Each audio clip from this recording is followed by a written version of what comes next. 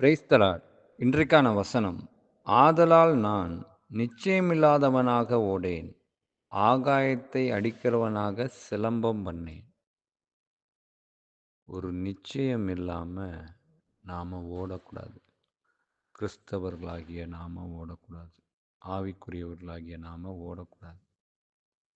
அதே போல ஆகாயத்தை அடிக்கிறவர்களா சிலம்பம் பண்ணக்கூடாது. அப்படின்னா என்ன அர்த்தம்? பேச்சு மட்டும்தான் இருக்கும், செயலில் ஒன்றுமே இருக்காது. சோம்பல் கையோடு ஊழியம் செய்கிறவர்கள், சோம்பலோடு தங்களுடைய ஓட்டத்தை ஓடுகிறவர்கள். ஒரு நிச்சயம் இருக்கணும் எதுவாக இருந்தாலும். உலகத்தாரை பாருங்க, எவ்வளோ நிச்சயத்தோடு ஒவ்வொருத்தர் ஓடிக்கொண்டிருக்கிறாங்க.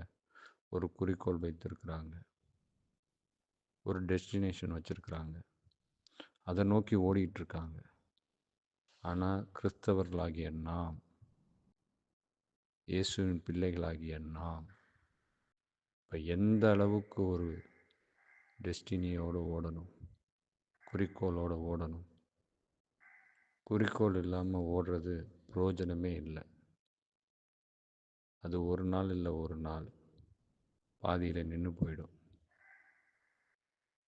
அதே மாதிரி தான் வெறும் பேச்சை மாத்திரம் பேசிக்கிட்டு செயலில் எதையுமே செய்யாமல் நம்ம இருந்தோம்னா காற்றில் சிலம்பம் சுற்றுறது போல தான், சும்மா. அதனால் எந்த பிரயோஜனமும் கிடையாது. அதே மாதிரி எனக்கு எல்லாம் அடைந்தாயிற்று, நான் எல்லாத்துலேயும் வெற்றி சிறந்துட்டேன், ஆவிக்குரிய வாழ்க்கையில் எனக்கு எல்லாமே கிடச்சிருச்சு, நான் இனிமேல் ஓட வேண்டியதில்லை அப்படின்னும் முடங்கியும் போயிடக்கூடாது. என்ன பண்ணணும்?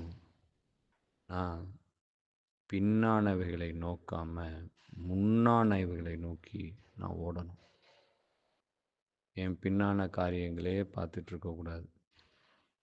நான் அபிஷேகம் பெற்றிருக்கிறேன், ஞானஸ்நானம் பெற்றிருக்கிறேன், பரிசுத்த ஆவியினால் வழி நடத்தப்பட்டு கொண்டு இருக்கிறேன், நான் ஒரு தீர்க்கதரிசியாக இருக்கிறேன், நான் சபை மேய்ப்பராக இருக்கிறேன், நான் எவாஞ்சலிஸ்டாக இருக்கிறேன்,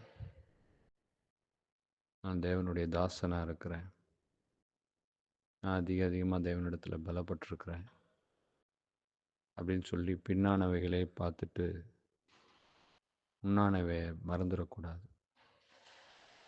முன்னானவை நோக்கி நாம் ஓடணும். இது பத்தாது. உலக தேவை வேணால் போதுமென்ற மனம் தேவை, ஆனால் ஆவிக்குரிய தேவை பத்தாது. இன்னும் அதிகமாக இன்னும் அதிகமாக பெற்றுக்கொண்டே இருக்கணும். அபிஷேகத்தின் மேலே அபிஷேகம், வரங்களின் மீது வரங்கள், ஆவிக்குரிய வாழ்க்கையில் இன்னும் அதிகமாக இன்னும் அதிகமாக ஆண்டவரை நோக்கி, அந்த இலக்கை நோக்கி ஓடிக்கொண்டே இருக்கணும். அடுத்தபடியாக நல்ல போராட்டத்தை போராடுகிறவர்களாக இருக்கணும். போராட்டம்னா இப்போ உலக பிரகாரமாக போராட்டம் நடத்துகிறாங்களே அந்த போராட்டத்தை நான் சொல்லலை. நல்ல போராட்டம். அதான் பவுல் சொல்கிறார், நல்ல போராட்டத்தை போராடினேன், ஓட்டத்தை முடித்தேன், விசுவாசத்தை காத்து கொண்டேன், ஜீவ கிரீடம் எனக்காக வைத்து கொண்டிருக்கிறது அப்படிங்கிற அந்த குறிக்கோளுக்காக. நல்ல போராட்டம் எப்படி போராடுறது? முதலாவது நம்முடைய பர்சனல் லைஃப்லேயே நம்ம நல்ல போராட்டத்தை போராடணும். அநேக எதிர்ப்புகள் வரலாம், அப்போ நம்ம நல்ல போராட்டத்தை போராடணும். ஆண்டவருக்காக வைராக்கியமாய் நின்று, பரிசுத்தமாய் நின்று, நீதியுடனும் நேர்மையுடனும் உண்மையுடனும் சத்தியத்துடனும் ஆண்டவருடைய வார்த்தையை அதிகமாய் நாம் தியானித்து அதை உட்கொண்டு அதன்படி நம்ம நல்ல போராட்டத்தை போராடுகிறவர்களாக இருக்கணும். அப்படி ஒரு குறிக்கோள் நமக்கு வேணும். இது மட்டும் போதுமா அப்படின்னா இல்லை. இன்னொரு ஸ்டெப்பு மேலே போயிட்டு விசுவாசத்துடனும் ஞானத்துடனும் எச்சரிப்பிடணும். ஒரு விசுவாசம் இருக்கணும். ஒரு குறிக்கோள் இருக்கணும் நம்மிடத்துல. நான் நித்திய ஜீவனை பெறுவேன். நான் நிச்சயமா வருகையில எடுத்துக்கொள்ளப்படுவேன். அது மட்டும் இல்ல, நான் ஆயத்தப்படுவேன். என் குடும்பத்த ஆயத்தப்படுத்துவேன். என் சொந்த பந்தங்கள ஆயத்தப்படுத்துவேன். என் உற்றார் உறவினர் நண்பர்கள, சக ஊழியர்கள, மேல் அதிகாரிகள ஆயத்தப்படுத்துவேன். அது மட்டும் இல்ல, ஒரு திரள் கூட்டத்த ஆயத்தப்படுத்திக் கொண்டு என்னோட சேர்த்து அவர்களையும் அழைத்து செல்வேன். அப்படிங்கிற அந்த விசுவாசம், அந்த நிச்சயம் நம்மிடத்துல இருக்கணும். கண்டிப்பாக நான் மட்டும் இல்ல, ஒரு திரள் கூட்டத்த அழைத்து கொண்டு நாங்க வருகையில போகிறோம். பரலோகத்தை சுதந்தரிக்க போகிறோம். இயேசுவோட நித்திய காலம் வாழப் போகிறோம்.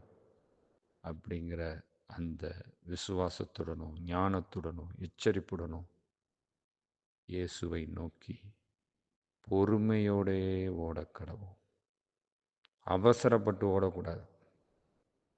பொறுமையா நிதானமா ஓடணும். அவ்வளோதான். டைம் கம்மியாக இருக்குது, கடைசி காலமாக இருக்குது அப்படின்னு சொல்லிட்டு அவசரமாக எதையாவது செஞ்சிடலாம் அப்படின்னு சொல்லி செய்யக்கூடாது. கர்த்தரிடத்துல கேட்டு, அவருடைய விருப்பம் என்னங்கிறத கேட்டு, அவர் என்ன செய்ய சொல்லுகிறார் என்பதை கேட்டு பொறுமையோட ஓடணும். வேதத்தை தியானிக்கிறதும் அப்படிதான். சும்மா ஒரு நாளைக்கு ஒரு அதிகாரம், 2 அதிகாரம், 3 அதிகாரம் வாசிச்சுட்டா அது சரியா அப்படின்னா அப்படி கிடையாது. ஒரு வசனம் வாசித்தாலும் அதில் நிதானத்துடன் ஆண்டவர் என்ன சொல்லியிருக்கிறார், அதனுடைய ஆழம் என்ன, ஆண்டவருடைய வார்த்தை என்ன சொல்லுது, என்ன ஞானத்தை நமக்கு கொடுக்குது, என்ன அவற்றை கற்றுக் கொடுக்குது, இப்படி பொறுமையுடனே நாம் ஓடணும்.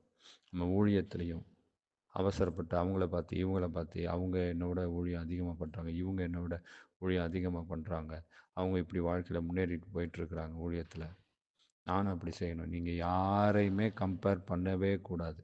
இயேசுவை மாத்திரம் நோக்கி நமக்கு குறித்திருக்கிற அந்த நிச்சயத்துடனே கூட பொறுமையோடே ஓடணும். அதுதான் இந்த வசனம் சொல்லியிருக்கிற விஷயம்.